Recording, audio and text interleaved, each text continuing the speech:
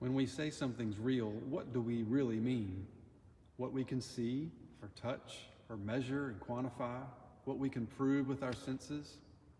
The biblical authors wouldn't disagree. They didn't diminish material reality. They'd embrace the many gifts of today's scientific disciplines and discoveries.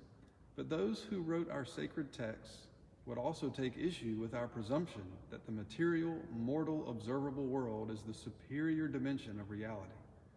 For them, the spiritual was more substantial than the real. Jesus spoke of being born of the Spirit. Paul taught the Galatians to walk by the Spirit. When they said these things, they weren't calling us to play pretend or to do something mystical. They were calling us to get real, to take more seriously what's really real.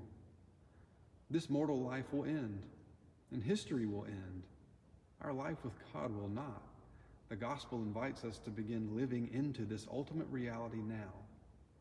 True faith isn't about escaping the real, but living more fully into what's really real.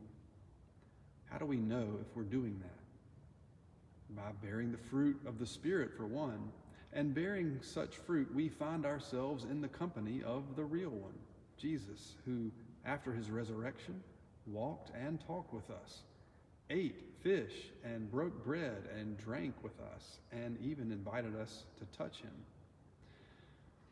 What say you about this, mere mortals? Sounds pretty real to me.